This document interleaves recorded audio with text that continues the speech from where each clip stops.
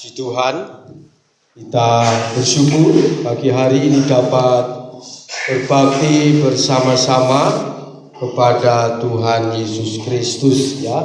Haleluya. Marilah kita berbakti dengan sungguh-sungguh, kita berbakti dengan penuh sukacita Allah. Apapun yang terjadi, hati atau perasaan kita, mungkin fisik kita enak atau tidak enak, kita mau berbakti kepada Tuhan dengan sungguh-sungguh. Puji Tuhan, ya, karena kita hidup di hari-hari yang terakhir. Kita hidup di masa di mana Tuhan sedang mempersiapkan jemaatnya yang suci, tanpa noda, tanpa cacat, dan tanpa celah di hadapannya. Sadar atau tidak bahwa Tuhan sedang bekerja keras mempersiapkan jemaat yang menurut keinginannya, yaitu suci, tanpa noda, tanpa cacat, dan tanpa celah. Puji Tuhan. Kita sudah belajar tentang pandangan Allah terhadap jiwa-jiwa manusia. Dalam Lukas pasal 15, yang pertama yaitu Yesus adalah gembala yang baik. Lukas 15 ayat 1 sampai yang ke-7, ya, bulan lalu. Bagaimana Tuhan terus bekerja keras menggembalakan domba-dombanya dan mencari domba-domba yang terhilang, yang tersesat. Ia terus-menerus bekerja segiat-giatnya. Maka Tuhan ingin kita gerejanya juga peduli terhadap jiwa-jiwa manusia yang digambarkan oleh Tuhan tentang perempuan yang mencari satu dirhamnya yang hilang dengan cermat sampai ia menemukannya, dalam ayat 8 sampai 10. Jadi kita melihat Tuhan menggambarkan gerejanya sebagai seorang perempuan yang sangat cermat mengelola keuangannya, mengelola rumahnya, mengelola harta bendanya. Sangat cermat. Satu dirham hilang itu sama dengan upah pekerjaannya satu hari hilang. Betapa sudinya ia. Sehingga dengan demikian ia mencari dengan cermat sampai ia menemukannya.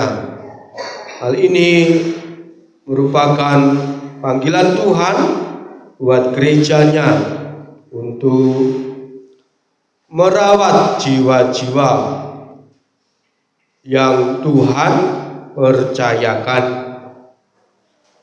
di mana perawatannya harus benar, harus sesuai Alkitab, supaya menjadi alat kemuliaan Tuhan, dan juga mencari mereka yang terhilang, mendoakan mereka yang terhilang. Hingga dengan demikian, maka Tuhan dengan kuasa-Nya yang ajaib, ia menarik orang-orang itu untuk datang kepadanya. Betapa senangnya kita mengetahui Alkitab bahwa jiwa manusia sangat berharga di mata Allah. Bukan karena kita orang yang hebat, bukan karena manusia orang yang hebat, tetapi semata-mata Allah berbelas kasihannya. Siapa kita ini ya? Kita orang yang berdosa, puluhan tahun iring Tuhan masih hanya jatuh bangun dalam dosa.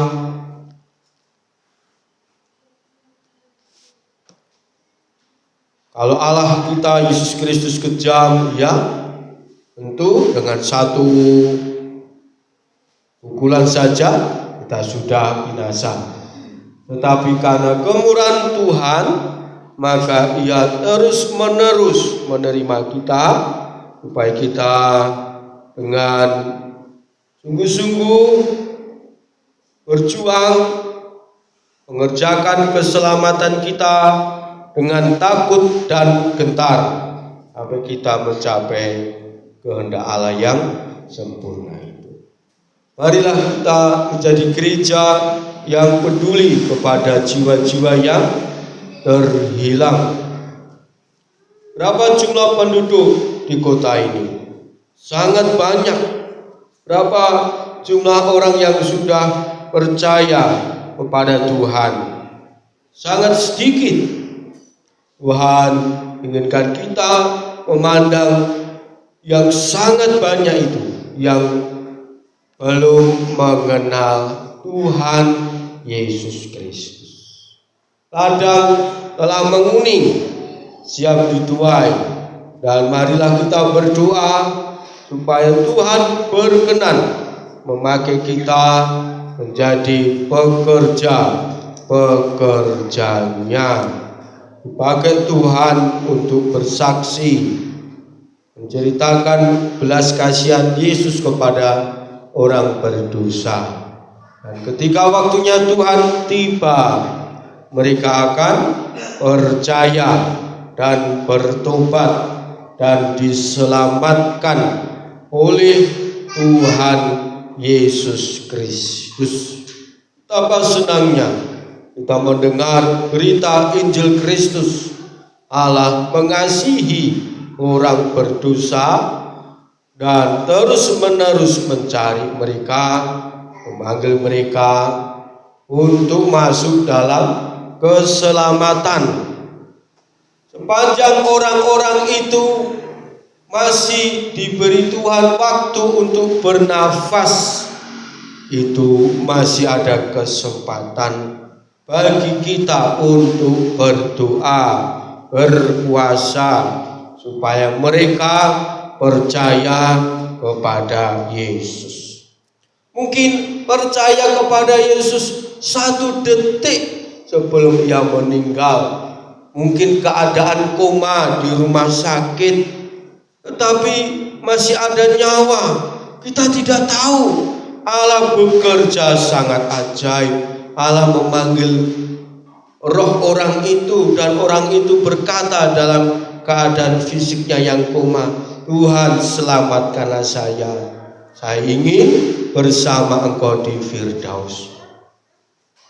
Kita tidak tahu betapa rahasianya Allah bekerja menyelamatkan jiwa-jiwa. Allah bekerja dengan ajaib. Marilah kita terus-menerus mendoakan keluarga kita yang belum mengenal Tuhan, terus-menerus mendoakan orang-orang yang kita kenal, supaya mereka berjumpa dengan Tuhan secara pribadi, menerima Tuhan secara pribadi,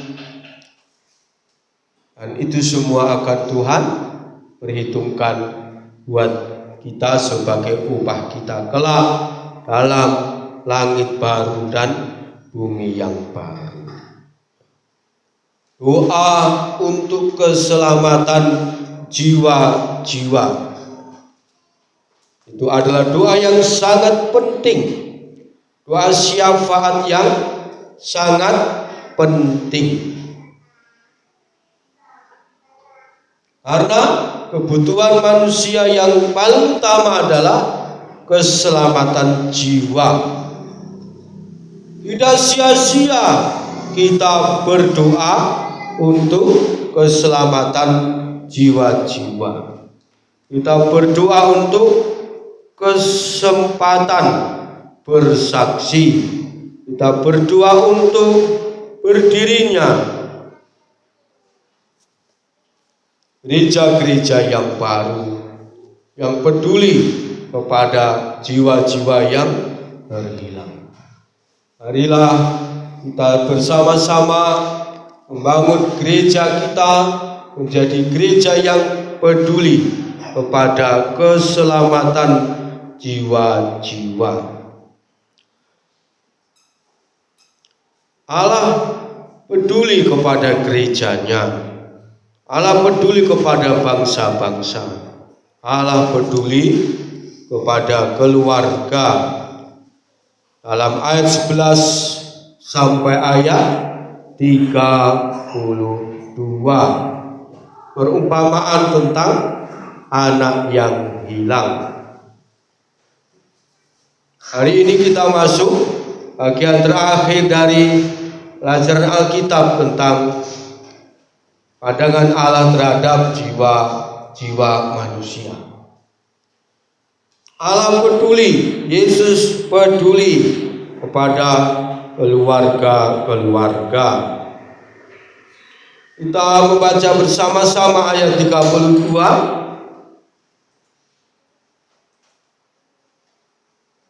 Kita membaca bersama-sama ayat 32. 2, 3. Kita patut bersukacita dan bergembira karena adikmu telah mati dan menjadi hidup kembali. Ia telah hilang dan didapat kembali. Puji Tuhan ya, kita melihat kita patut bersukacita dan bergembira karena adikmu telah mati dan menjadi hidup kembali. Ia telah hilang dan didapat kembali. Yesus berkata, ada seorang mempunyai 2 anak laki-laki ya. Yang bungsu ini nakal. Bapaknya masih hidup, ia minta bagian warisannya. Ayat 12 ya. Jadi budaya Yahudi tidak memperbolehkan hal ini ya. Saya kira ini menjadi budaya di banyak bangsa ya, Bapak Ibu.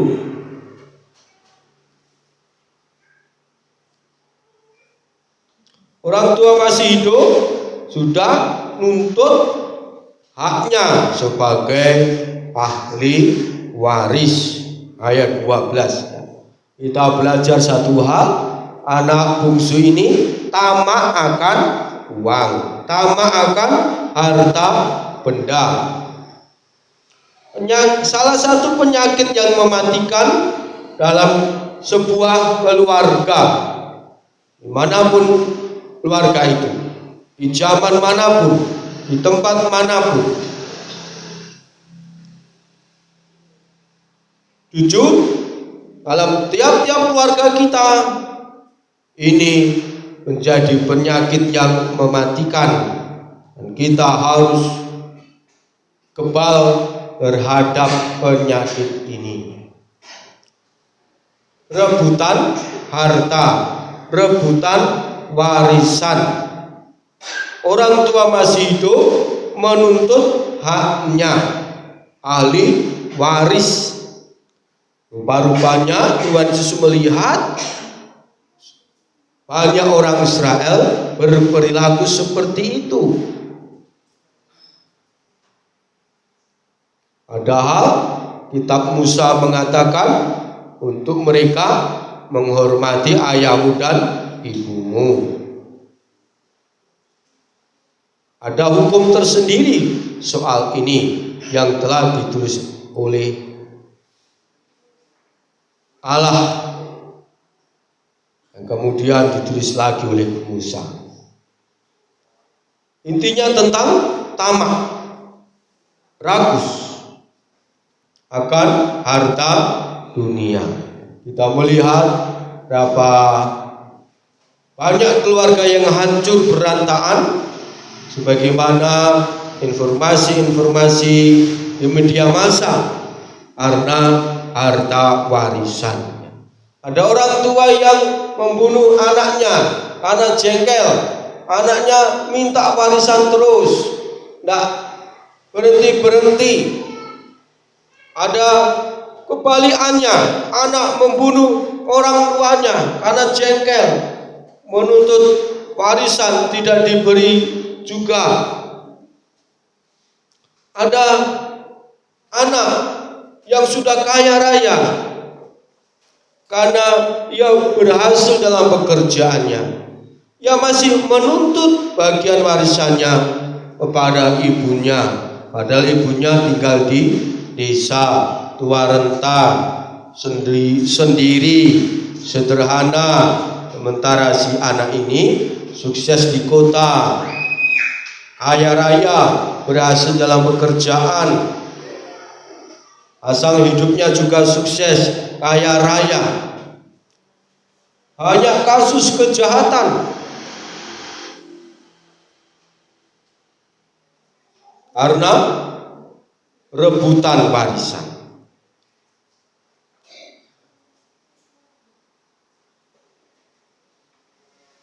Iblis sangat licik sekali. Kita harus berhati-hati cara iblis memecah keluarga kita.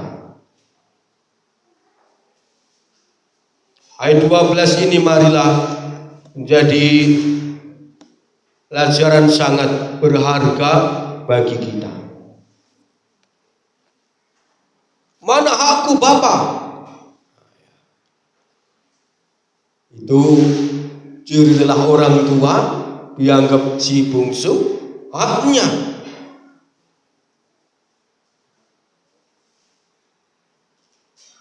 Sangat jahat anak bungsu ini. Kita tidak tahu ya alasannya apa, mengapa ayahnya membagi-bagikan harta kekayaan itu di antara mereka. Tapi kita lihat perumpamaan ini, Yesus berkata, maka ayahnya membagi-bagikan harta kekayaan itu di antara mereka. Ada jeda, ada jeda waktu yang mungkin cukup lama. Ayahnya menerangkan, anak bungsunya ngotot, terus kejar. Akhirnya ayahnya dan anak sulungnya, ya sudahlah, kita beri bagiannya saja. Maunya seperti itu. Beberapa hari kemudian anak bungsu itu menjual seluruh warisannya, pergi ke negeri yang jauh. Ayat 13. Di sana ia memboroskan harta miliknya dengan hidup berfoya-foya. Orang yang tamak akan uang, ia pasti menghabiskan dalam sekejap saja. Harta yang cepat diperoleh, cepat lenyap.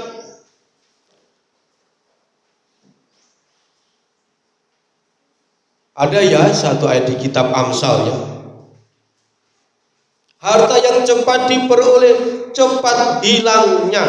Apalagi harta ini diperoleh dengan, dalam tanda kutip, kalau boleh saya katakan, merampok jeri lelah orang tuanya. Rupanya si anak bungsu orang yang malas bekerja, lain dengan si sulung, orang yang tekun bekerja membantu orang tuanya. Ia berfoya-foya ya. Jadi rupa-rupanya anak bungsu ini masih muda, belum menikah, dan mengingatkan dalam kitab Amsal bahwa anak muda harus berhati-hati ya. Bukan hanya anak muda saja, tetapi semua orang dari segala kelompok usia. Kita Mazmur berkata, seorang muda mempertahankan kelakuan bersih dengan hidup menurut firman Tuhan. Setelah dihabiskan semuanya, timbullah bencana kelaparan di negeri itu, dan ia pun mulai melarat. Sudah habis semua, tiba-tiba ada bencana kelaparan. Ia bekerja, ia cari pekerjaan sukar sekali, akhirnya dapat pekerjaan menjaga babi. Tapi karena kelaparan yang besar, ia tidak bisa membeli makanan, sehingga akhirnya ia terpaksa ingin mengisi perutnya dengan ampas yang menjadi makanan babi. Tapi tidak seorang pun yang memberikannya kepadanya.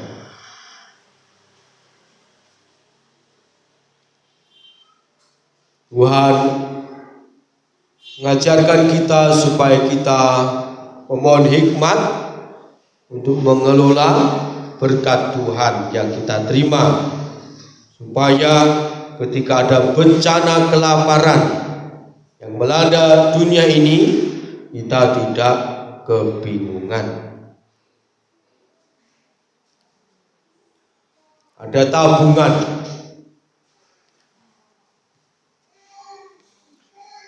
Kita melihat ya hukum karma ya, melawan orang tua, merampok harta orang tua, maka Tuhan izinkan, Tuhan pukul orang ini sehingga ia saking laparnya ingin makan ampas yang menjadi makanan babi. Bahkan untuk itu saja tidak seorang pun yang memberikannya kepadanya, karena orang-orang di negeri yang jauh itu juga kelaparan, juga butuh ampas makanan babi. Mengerikan ya, ketika jauh dari melakukan firman Tuhan, maka kita akan melarat.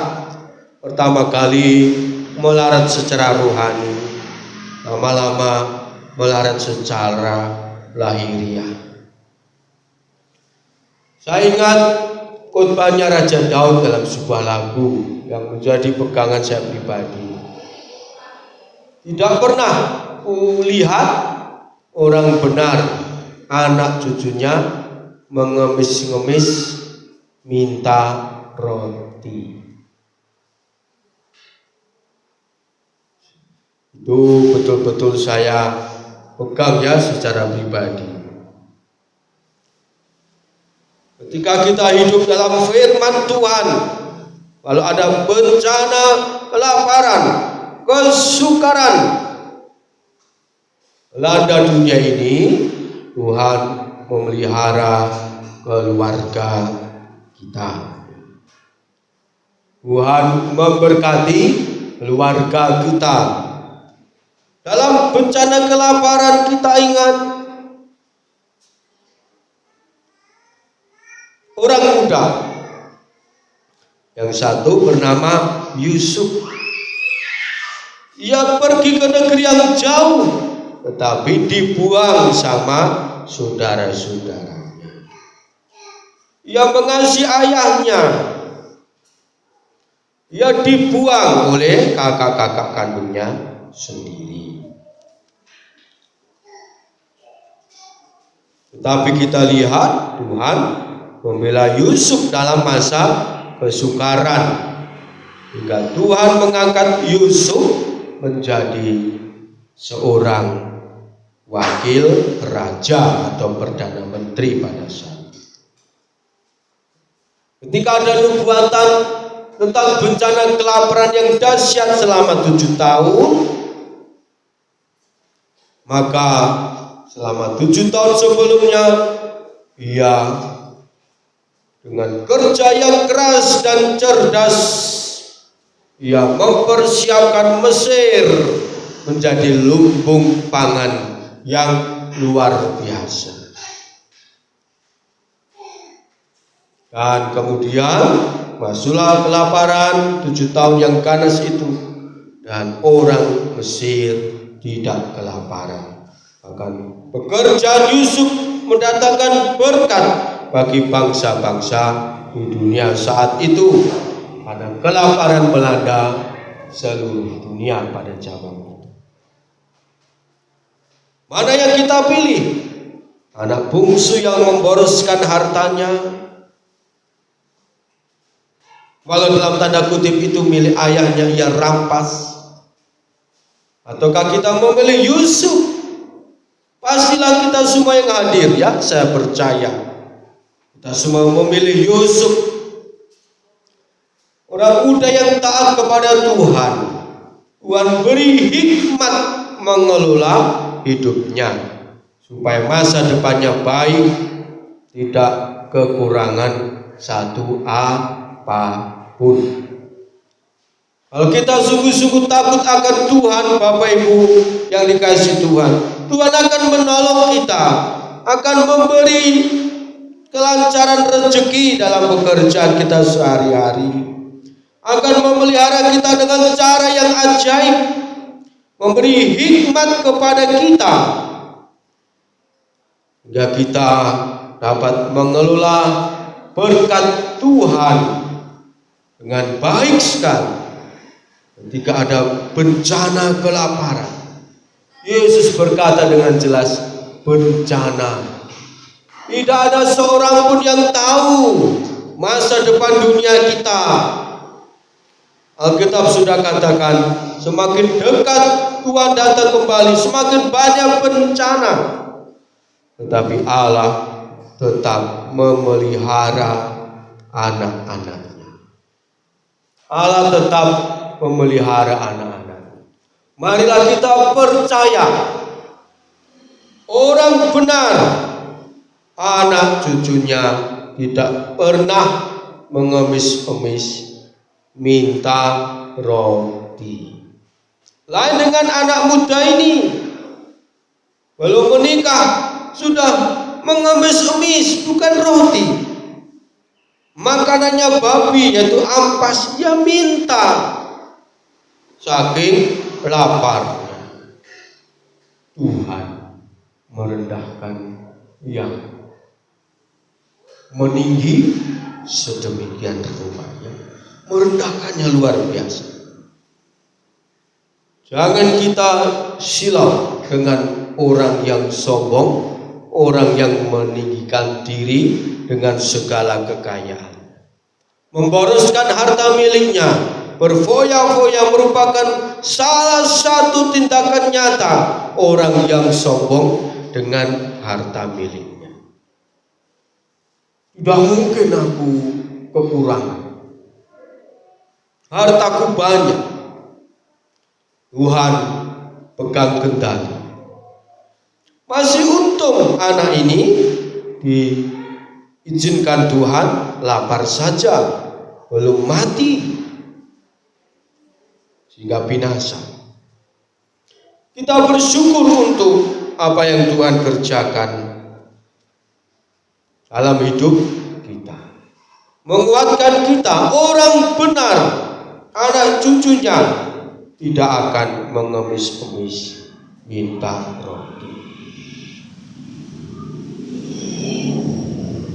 Marilah kita pegang firman Tuhan. Ketika anak muda ini, waduh, ampas saja aku tidak diberi, sudah ngemis-ngemis seperti ini, tidak diberi. Ya, ingat keadaannya sekarang dan ingat rumah ayahnya.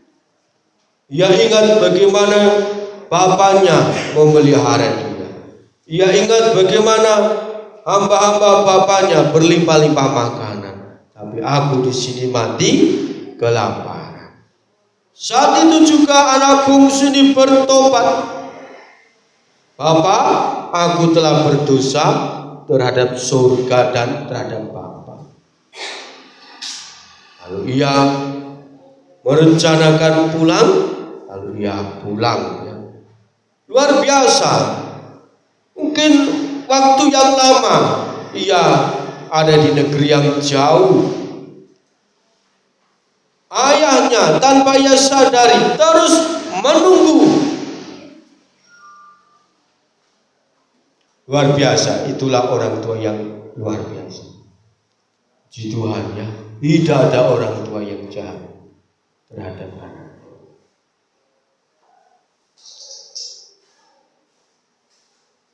Orang tua menunggu anak ini pulang, menunggu. Ayat 20 kita lihat. Setelah pulang, ayah ini langsung memberikan yang terbaik kepada anaknya. Pesta, mengundang teman-teman, tetangga-tetangganya. Luar biasa.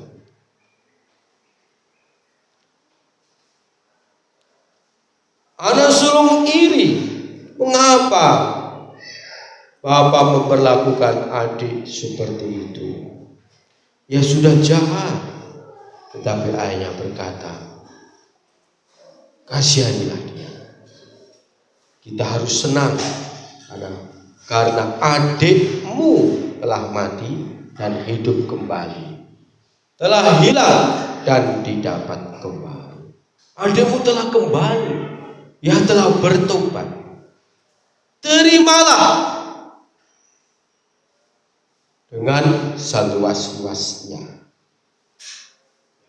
Kasihanilah. Puji Tuhan ya. Ajaran yang sangat berharga bagi kita. Marilah kita berdoa supaya belas kasihan Allah dicurahkan dalam keluarga kita melimpah-limpah. Marilah kita minta. Itu adalah harta yang terbaik, termahal dalam sebuah keluarga. Belas kasihan Allah. Bapak ini memiliki belas kasihan Allah.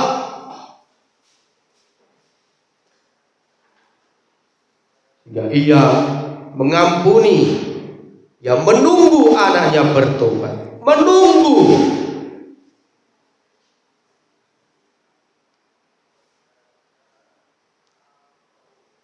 Belas kasihan Allah, harta yang terindah dalam keluarga.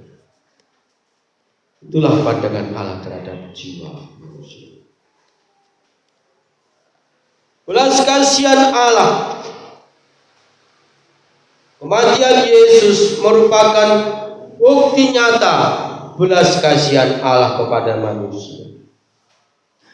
Marilah kita selalu meminta Tuhan kita Yesus Kristus mencurahkan belas kasihan-Nya dengan limpah dalam keluarga kita di hari-hari yang terakhir ini.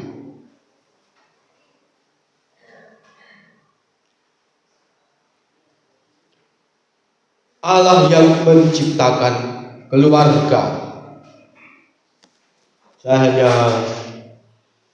membacakan ayatnya ya, Kejadian 1 ayat 27, 28. Allah yang menciptakan keluarga.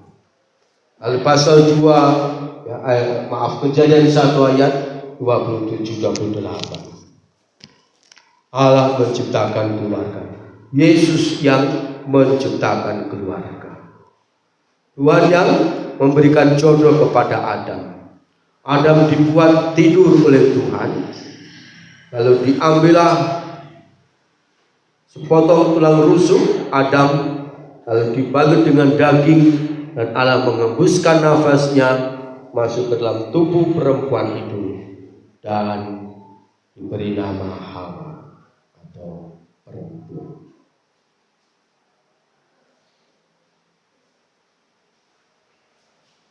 Adam artinya manusia.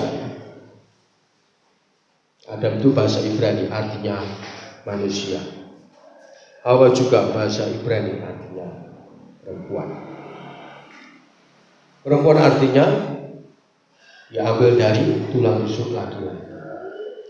Kita harus ingat bahwa Allah menciptakan seorang laki-laki dan seorang perempuan dan menjodohkan mereka menurut kehendaknya. Dunia, iblis benci dengan hal itu. Iblis dan dunia benci dengan pekerjaan Allah yang hebat. Maka ia merusak keluarga-keluarga dengan berbagai cara. Seperti Lukas 15 ayat 11 sampai 13. Dosa menghancurkan semuanya, termasuk keluarga. Ini adalah fakta ya dalam kehidupan manusia sehari-hari.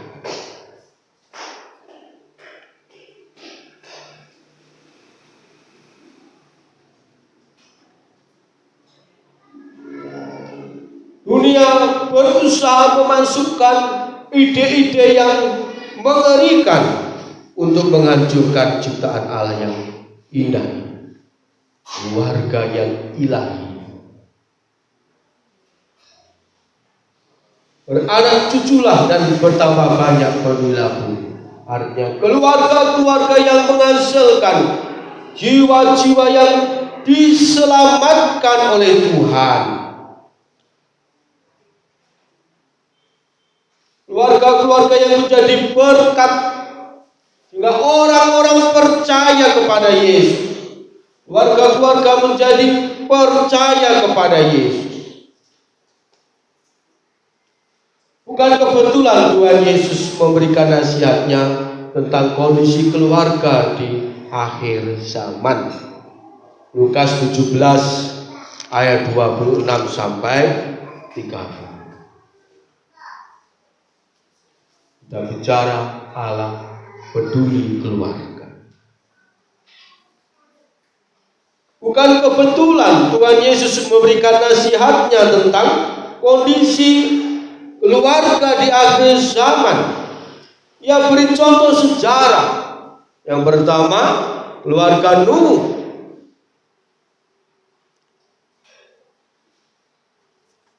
Nuh seorang bapa yang saleh.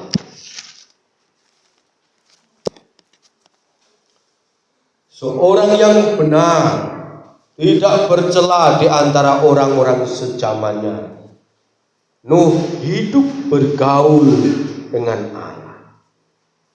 Luar biasa. Kepala keluarga. Tuhan sendiri yang menyampaikan, ia seorang yang benar, tidak bercela di antara orang-orang sejamannya. Dinilai Tuhan benar, dinilai orang-orang lain tidak ada celah. Dan Nuh itu hidup bergaul dengan Allah. Kejadian 6 ayat 9. Betapa senangnya keluarga-keluarga kita memiliki kepala-kepala keluarga seperti ini.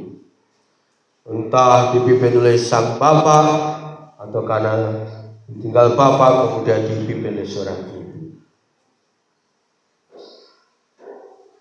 Kepala keluarga yang seperti itu,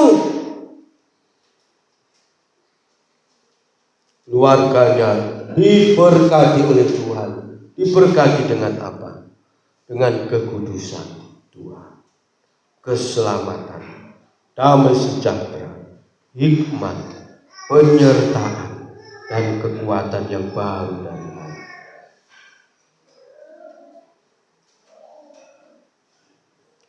Pada zaman Nuh bumi sudah rusak benar, sebab semua manusia menjalankan hidup yang rusak di bumi. Kejadian 6 ayat 12. Allah menilai bumi itu.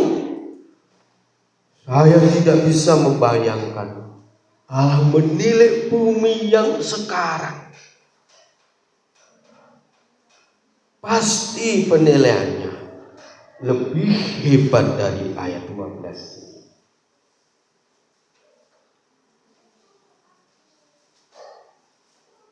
Keluarga-keluarga rusak benar.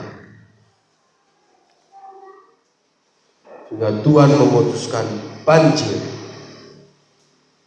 Tapi Tuhan memberi kesempatan kepada orang-orang yang rusak saat itu untuk bertobat. Bagaimana caranya?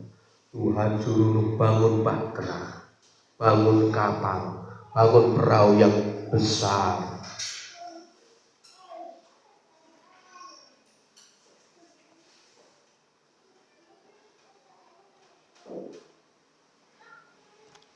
Dalam waktu yang cukup lama, Nuh membuat bahtera, bantu oleh istri, anak laki dan anak mantu. Kita ingat lagu Sekelam itu ya. Nabi Nuh dan istrinya, 3 anak lakinya, 3 anak mantunya masuk dalam bahtera. Hujan lebat turunlah, hujan lebat turunlah, hujan lebat turunlah. 8 orang selamat. Sembari Nuh membangun bahtera, surat Petrus katakan, Yesus memakai Nuh berbicara kepada orang-orang yang rusak. Allah memberi kesempatan mereka bertobat, tidak dibinasakan oleh banjir yang besar itu. Saudara lihat surat Petrus. Tapi apa yang terjadi? Mereka menolak dan akhirnya 8 orang yang selamat. Nuh dan keluarganya. Kejadian pasal. Sekian ribu tahun kemudian Yesus menjadi manusia dan mengulangi lagi menceritakan riwayat Nuh dan air bah. Tuhan berbicara tentang kondisi keluarga akhir zaman. Sungguhlah rusak benar. Makan dan minum, kawin dan dikawin. Lukas 17 ayat 20. Bicara tentang hidup berfoya-foya, menghabiskan harta benda untuk hal-hal yang berdosa. Bukankah kita sedang melihat itu melalui media massa dan secara langsung?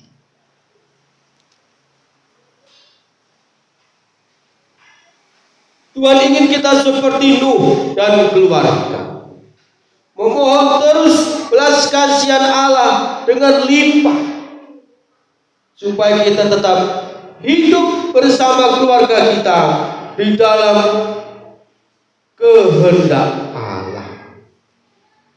Membangun bahtera bagi simbol menurut Tuhan. Dalam istilah dunia kekristenan, bahtera keselamatan. Kerjakanlah keselamatan kita dengan takut dan gentar. Nuh sungguh-sungguh, demikian pula di hari-hari terakhir ini, kepala-kepala keluarga yang seperti Nuh, ia akan sungguh-sungguh mengerjakan keselamatan. Ia mengajak, memimpin, memberi contoh, dan keluarganya akan mengikutinya. Dan satu keluarga akhirnya selamat. Ketika Tuhan datang kembali, selamatlah keluarga itu. Gereja sempurna, langit baru, bumi baru, berdiri atas keluarga yang saleh. Keluarga yang tekun percaya kepada Tuhan Yesus. Lalu contoh yang kedua, Lot dan keluarga. Kita ingat Nuh dan Lot sama-sama percaya Tuhan. Tetapi Nuh serius, sedangkan Lot masa bodoh dengan perintah Tuhan. Ya. Kita ingat dalam Kejadian 13. Ada kaya raya yang merasa di atas pamannya, yang sudah memelihara dia dari kecil, karena Lot anak yatim piatu. Dalam Kejadian 13, Lot memancing pertengkaran dengan cara menyuruh gembala-gembalanya melawan gembala-gembala Abraham. Abraham tahu ini pancingan, sehingga Abraham berkata, jangan ada perkelahian di antara aku dan engkau. Kejadian 13 ayat 8. Kita harus berhati-hati terhadap pancingan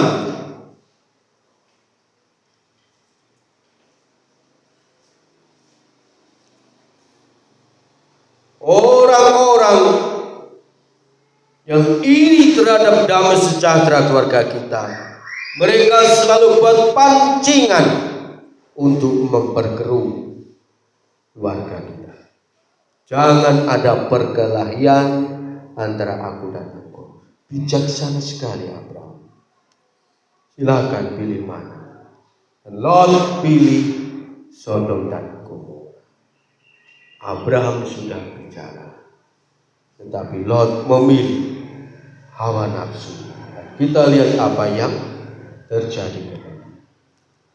Sodom dan Gomora dibinasakan. Harta Lot habis. Istrinya jadi tiang garam. Dan anak perempuan dua-duanya memperkosa Lot. Karena ingin punya keturunan. Lot kepala keluarga yang tidak serius dengan Tuhan. Kita lihat akibat mengerikan. Tetapi dalam kitab nabi-nabi dikatakan, kita tahu bahwa nama anak-anak haram hubungan Lot dan dua anak kandung perempuannya, Moab dan Ammon. Kita membaca terus kitab-kitab nabi, Tuhan berkenan menyelamatkan Moab dan Ammon. Rut adalah keturunan Moab, bangsa Moab.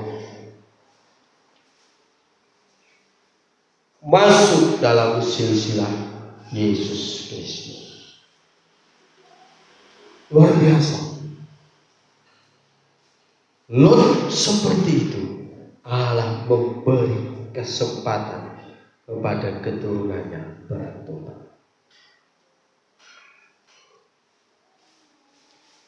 Dari aja silsilah Yesus ada Rut. Rut itu Moab. Moab itu anak haram, ya. Lot dengan itu dua anak kandungnya. Allah mengasihi. Seburuk-buruknya keluarga, Allah berjuang keras menyelamatkan keluarga itu. Kita harus berdoa. Peperangan kita adalah melawan iblis yang berjuang keras menghancurkan keluarga-keluarga manusia. Entah yang sudah kenal Tuhan, entah yang belum.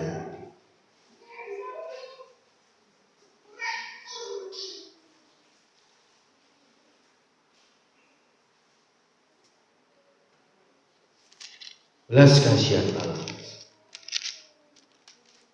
dalam keluarga, harta yang terindah, warisan yang tidak akan pernah habis. Itulah pelajaran Allah buat kita dalam hal ini.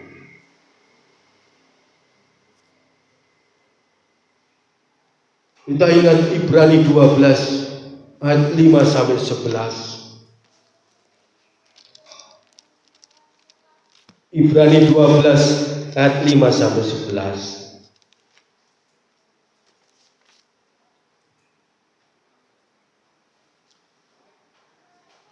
ayat 10. Saya hanya membaca ayat 10.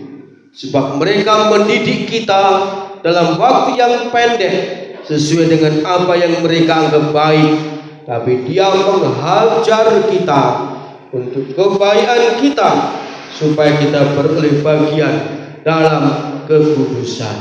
Kita boleh perhatikan anak bungsu ini. Aku telah berdosa terhadap surga dan Bapa. Rupa-rupanya Yesus melihat sebuah peristiwa itu, lalu Ia jadikan perumpamaan. Ada sebuah peristiwa nyata yang betul-betul terjadi, Bapa dan dua anak laki-lakinya, dan Tuhan ambil menjadi sebuah pelajaran. Aku telah berdosa terhadap surga dan Bapa. Luar biasa.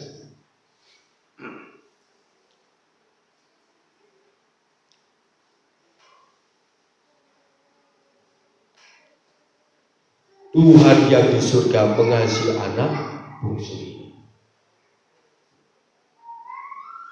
yang sudah habis-habisan akibat dosa itu.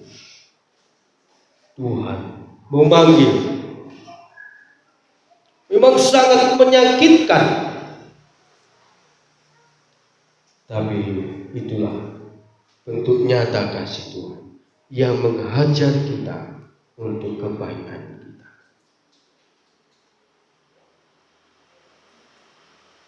Hajaran-hajaran Tuhan memang menyakitkan sekali, tetapi untuk kebaikan anak bungsu tersebut, untuk kebaikan kita,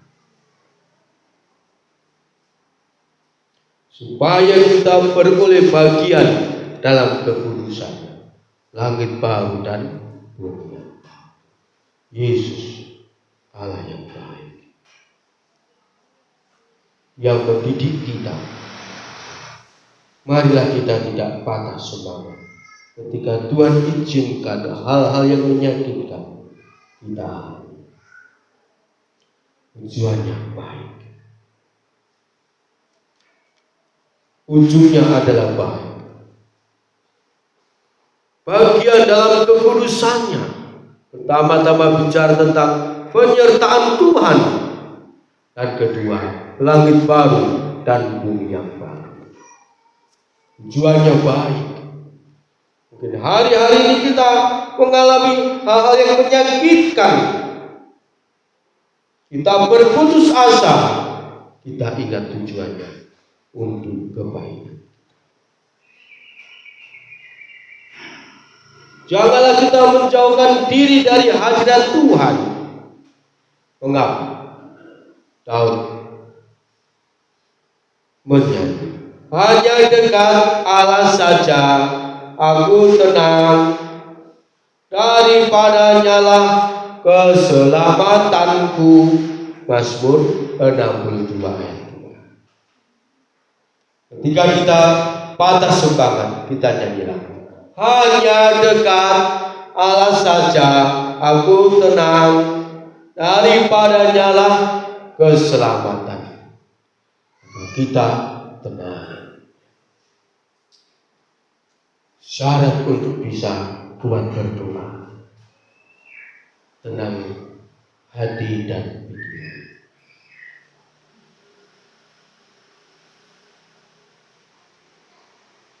Mungkin hati dan pikiran kita kalut, sumpah.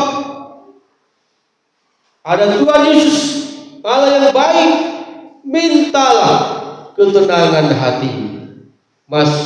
Matius 11 ayat 28 sampai 30. Marilah padaku semua yang letih lesu dan berbeban berat, aku akan memberi kelegaan kepadamu. Anak bungsu ini tahu tempat yang ternyaman bagi dia adalah di rumah bapaknya, adalah bapaknya dan kakaknya.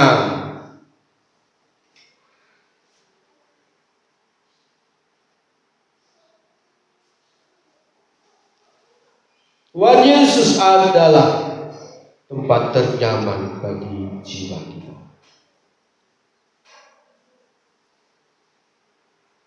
Perumpamaan tentang anak yang hilang adalah pengalaman hidup dari banyak orang Kristen di masa kini.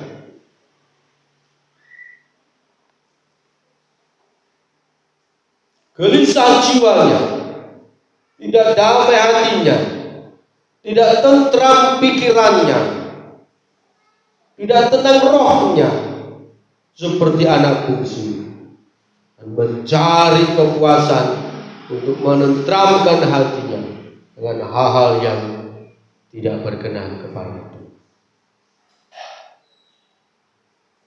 Yesus Allah yang baik. Matius 11 ayat 28-1. Berkat dari semakin mendekatkan diri pada Tuhan. Datang minta kelegaan, Tuhan. Sesudah itu apa? Pikul kuk, artinya turut firman Tuhan dan belajar pada Tuhan. Maka kita akan mengalami Tuhan, yaitu rendah hati, lemah lembut. Karena aku lemah lembut, rendah hati, dan jiwa kita. Orang yang turut Tuhan dan belajar pada Tuhan, ya, bicara soal 1-2 harian beribadah bersama dalam gereja seperti saat ini, ia akan mengalami Tuhan. Memang tidak bisa semuanya, karena Yesus dalam keadaannya adalah Allah atau Tuhan, adalah roh adanya, tidak terbatas. Tapi kita minimal mengalami 3 hal. Matius 11 ayat 29 itu. Lemah lembut, bicara soal sabar. Lemah lembut itu bahasa dari sabar. Sabar. Memang hati kita panas. Ya. Tapi Roh Kudus bicara, sabar ya. Semua akan berlalu dengan sendiri. Maka kita akan mengalami betul Tuhan memberi kesabaran dalam hati. Sabar itu berkat, ya Bapak Ibu. Lemah lembut, sabar itu berkat. Lalu yang kedua, rendah hati. Kita menjadi rendah hati. Apa ciri khas rendah hati? Menganggap orang lain lebih hebat dari dirinya sendiri. Berbahagia melihat orang lain lebih berhasil dari dirinya sendiri.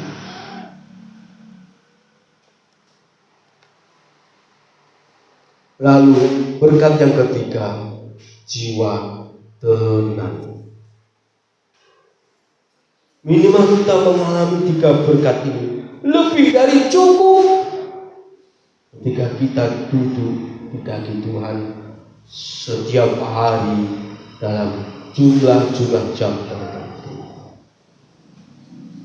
Bahaya dari kita menjauhkan diri adalah Ibrani 12 ayat 15. Akan tumbuh akar yang pahit yang menimbulkan kerusuhan dan mencemarkan banyak orang. Anak bungsu ini untung tahu, aku jauh dari Bapa yang penuh belas kasihan Allah. Ya, segera balik sehingga tidak sempat tumbuh akar yang pahit. Akar yang pahit dari pohon, tumbuhan kecil besar, lalu berbuahkan dengan lebatnya, yaitu kerusuhan dan mencemarkan banyak orang melalui kata dan sikap, atau bahasa kininya provokator.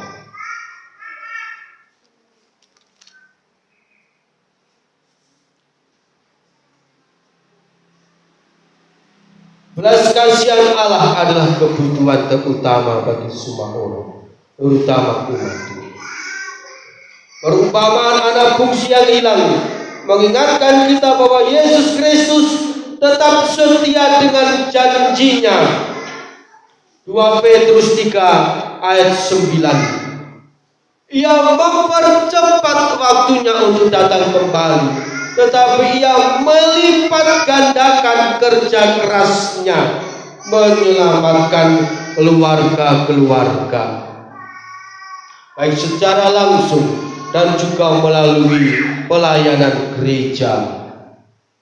Gereja terdiri atas keluarga-keluarga Kristen. Memang tidak sempurna, tetapi karena berserapan pada Allah menjadi bejana yang limpah dengan belas kasihan Allah dan mengalirkannya kemanapun juga. Kita ingat Yohanes 4 ayat 14.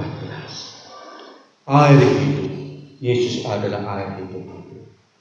Belas kasihan Allah adalah air kehidupan. Mungkin hari-hari keluarga kita gersang, kering. Kita duduk, Tuhan, berilah saya belas kasihan. Dan kita akan mengalami kesegaran. Doa kita tidak monoton, doa kita tidak tergesa-gesa. Kita akan tanpa rasa melewati beberapa jam berdoa, karena duduk di kaki Tuhan, menikmati Tuhan yang adalah Roh.